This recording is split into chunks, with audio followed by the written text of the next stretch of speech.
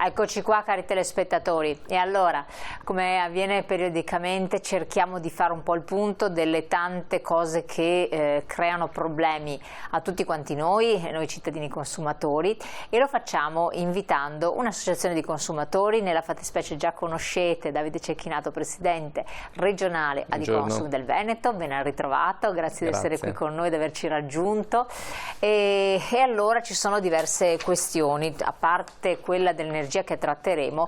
Intanto vorrei un po' fare il quadro di come si è chiusa l'annata 2023 tra varie vicende che voi avete seguito, peraltro anche quella delle banche, insomma c'è stato tanto veramente che vi ha impegnato. E quindi che cosa possiamo dire guardando indietro? Sì, il 2023 è stato un anno molto impegnativo dal punto di vista della tutela del consumatore. Sono stati tanti versanti sui quali abbiamo lavorato, ad esempio il settore bancario che lei ricordava, soprattutto legato alle truffe online, che si sono manifestate essere un campo di intervento davvero frequente, che ci segnalano i consumatori, ci segnalavano nel passato e ci segnalano tuttora. Sicuramente poi siamo stati molto impegnati nel settore dell'energia per l'abolizione del mercato tutelato e quindi il passaggio al mercato libero, e il tema dei rincari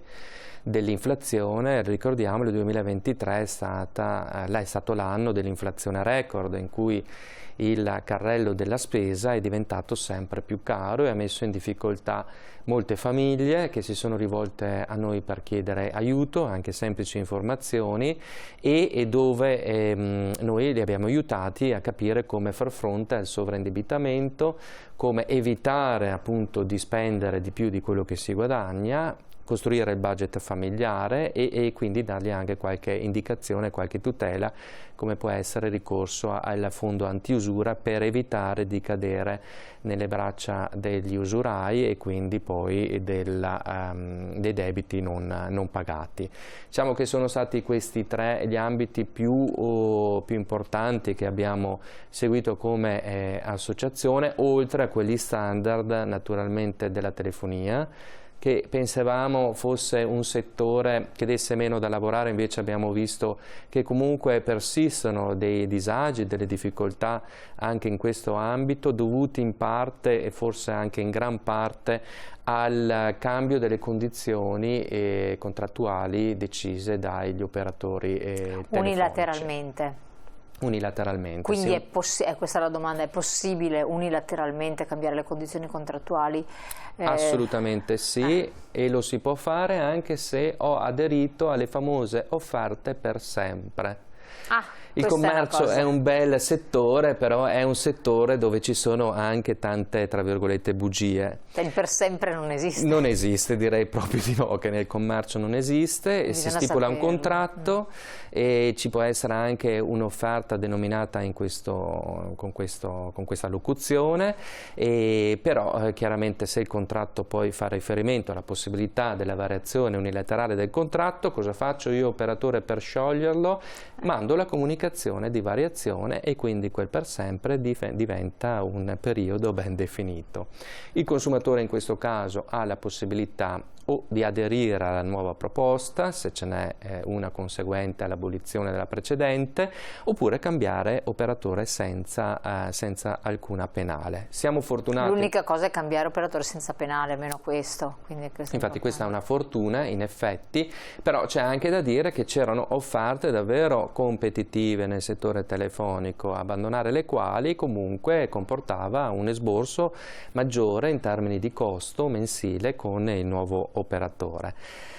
C'è da dire che comunque nel settore della telefonia ormai la liberalizzazione ha portato abbastanza benefici per le famiglie, per i consumatori italiani e veneti, perché l'offerta commerciale è davvero ampia. Ci sono anche delle compagnie low cost che danno buoni servizi o discreti servizi ad un costo insomma abbastanza abbordabile, tanto più lo vediamo tutti che di telefoni, di contratti telefonici ce ne sono in essere parecchi, forse anche più del doppio della popolazione italiana, anche perché ormai il servizio è diventato abbastanza economico. Però, come si diceva prima, bisogna sempre stare attenti alle variazioni nelle tariffe, le condizioni, e leggere i contratti. Ecco un altro consiglio che darei ai consumatori. O le offerte, leggerle bene. Assolutamente, le offerte, non farsi abbindolare, non fermarsi a quello che viene detto a voce,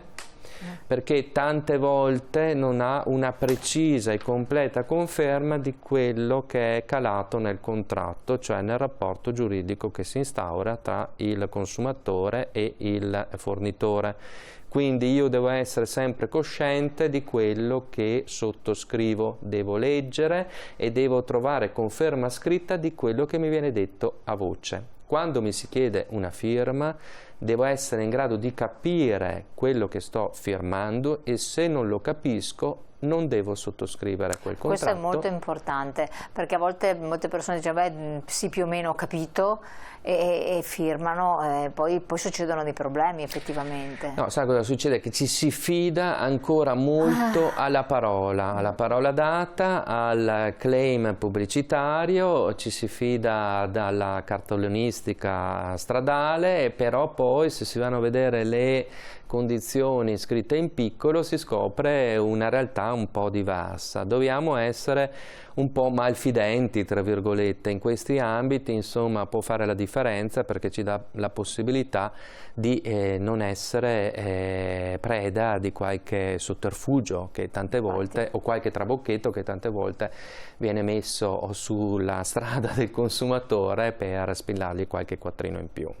Quindi per chiudere, avete avuto una buona stagione, siete riusciti a seguire tante vertenze, tante situazioni, e portare anche a soluzione, dare supporto anche a coloro che avevano subito delle situazioni gravi con le banche, no? Direi proprio di sì, è stato un anno anche da questo punto di vista impegnativo, abbiamo lavorato tanto, però credo che abbiamo anche messo in campo delle discrete forme di tutela per il consumatore veneto. Non abbiamo solo fatto interventi specifici su casi singoli, abbiamo fatto anche attività di informazione ed educazione del consumatore, che è strategica ed è importante, perché fornisce ai cittadini gli strumenti per salvaguardarsi da sé. Quando un consumatore arriva in associazione è un campanello d'allarme, vuol dire che non aveva quegli strumenti per far fronte a una situazione di difficoltà. Poi, per carità, non si può fare di tutta un'erba un fascio, ci sono reclami e reclami. Noi dobbiamo lavorare, e lo abbiamo già fatto nel 2023, sempre di più, per dare in mano al cittadino gli strumenti per trovare delle soluzioni in autonomia, delle soluzioni che siano valide ed efficaci per far valere i suoi diritti. Oggi il consumatore, da normativa nazionale ed europea, ha davvero un florilegio di leggi, di norme, di disposizioni a sua tutela, ma sono davvero tante, però sono davvero tanto ignorate. E quindi non si è sempre coscienti di quali siano i propri diritti, e conseguentemente non li si fanno valere. Questo è un tema purtroppo sul quale noi ci dobbiamo impegnare di più, per fare in modo che ci sia più informazione e più educazione possibile. Ecco, questo è un problema un po' trasversale, che vi vede coinvolti, perché voi avete anche gli strumenti, la possibilità di fare questa informazione, questa cultura, perché c'è moltissima non conoscenza, ignoranza, quel che si vuole, di tanti elementi anche di carattere finanziario, per esempio, non c'è dimestichezza con gli strumenti finanziari, e quindi si può cadere in trappole anche banali, che però poi vanno a compromettere tanti soldi. Non c'è conoscenza di certe contrattualistiche ancora adesso, o c'è fiducia ancora da parte di molte persone. Poi parleremo del caso delle bollette, viene fatta vedere una bolletta, viene fotografata, e poi ci troviamo con chissà quale operatore, gestore, a nostra insaputa magari, perché c'è ancora ancora quel fatto di volersi giustamente fidare dell'altro, che dovrebbe essere una cosa normale, ovvia, per dar più serenità a tutti, invece purtroppo non ci si può fidare. Questo è il discorso. Quando poi trovi la persona onesta, che trova tante difficoltà perché ha una grande reticenza magari da parte dell'interlocutore, no? Certo, ci vuole un po' di attenzione, un po' di come dire, essere un attimo scafati, anche il consumatore deve imparare a mettere in atto qualche strumento di difesa anticipata, fare le domande giuste, ad esempio quando viene proposto un servizio con un prezzo interessante di tutto riguardo, dobbiamo abituarci a chiedere la conferma scritta di quelle condizioni. E lì cioè, è un po'...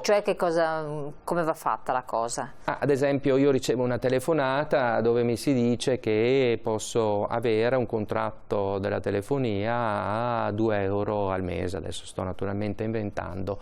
Prima di dire di sì devo abituarmi a dirgli d'accordo, io posso anche essere interessato a questo tipo di proposta, voglio che mi mandiate la conferma scritta di quello che mi stiate dicendo via email, via posta, come volete voi, con qualsiasi mezzo, in modo tale che io abbia su un supporto cartaceo che proviene da voi questa proposta nero su bianco. Se mi arriva la proposta, naturalmente posso anche pensare di stare più tranquillo perché ho una conferma scritta di quanto mi è stato proposto. Se mi viene solo detto, è meglio lasciar stare. E se di fronte a questa richiesta chi è dall'altro capo del telefono o comunque dall'altra parte di fronte a me, dall'altra parte della strada che me la sta facendo e non mi dà quello che gli sto chiedendo, quindi una conferma scritta, è meglio cambiare strada o riagganciare il telefono perché probabilmente si tratta di un bel sotterfugio. Ecco, quindi meglio rinunciare, perdere qualche cosa che poi non si perde niente, si perdono soltanto tante seccature. Da questo punto di vista, quindi, visto il passato, andiamo un po' anche alla situazione presente. Tante persone purtroppo sono incappate in diverse truffe, che è la cosa che secca di più, che dà fastidio, sia perché ci si mette in discussione, perché si viene truffati, raggirati, gabbati, quel che è, perché una persona appunto poi deve risolvere la problematica. Truffe di vario genere, quelle finanziarie, anche sul web, il trading online era iniziato in modo importante durante il lockdown per ovvie ragioni, molti l'hanno proseguito, però sono cresciuti anche coloro che sono specializzati nel riuscire a carpire informazioni e raggirare, insomma. Sì, bisogna stare molto attenti, soprattutto oggi, perché sono sempre più sottili le proposte che ci vengono fatte per raggirarci. E soprattutto nel settore finanziario, quando si tratta dei nostri soldi, dei nostri risparmi messi da parte con tanta fatica, non dobbiamo farci abbindolare dalle proposte di guadagno eclatanti. Mi dai 1000 e ti ridò 2000 fra una settimana, mi dai 100 te ne do 200 fra 2 giorni, perché a volte anche noi ci facciamo prendere un po' dal guadagno facile, abbiamo subito gli occhi con il simbolo dell'euro come capitava in qualche fumetto, però la maggior parte delle volte, se non tutte, in questi casi si tratta di raggiri. Quando io sul mercato, cioè in banca, posso avere una percentuale di guadagno che si aggira intorno all'1 al 2%, se mi viene proposto al telefono tramite internet con un'email un guadagno del 100% o anche di più, c'è qualcosa che non quadra. Dobbiamo anche qui avere la cultura minima necessaria per ponderare la proposta e scappare da questo tipo di offerte, perché sono solo che raggiri che tentano di rubarci i nostri soldi. Avviene tramite il telefono, avviene tramite internet, e noi dobbiamo vigilare per evitare di incapparvi. Ad esempio, io me lo raccontavano i consumatori, ricordo di telefonate che raggiungevano le utenze a pioggia dove venivano proposti degli investimenti in criptovalute. Infatti volevo proprio chiedere questo. E in altri strumenti che paiono essere paradisiaci da questo punto di vista, che promettono mari e monti e che invece poi producono dei bei drammi anche di tipo familiare. Infatti, allora questo discorso poi anche delle criptovalute oppure di chi gestisce, chi assicura di gestire eccetera, che però poi non è fisicamente raggiungibile, ha messo in croce anche voi, perché poi tante volte ce l'avete anche raccontato in passato, è difficile arrivare a chi è il vero responsabile, quindi non c'è nessuna certezza nel web in chi ci sta oltre, quindi che cosa prestare attenzione? Ne parliamo tra poco, subito dopo la pubblicità.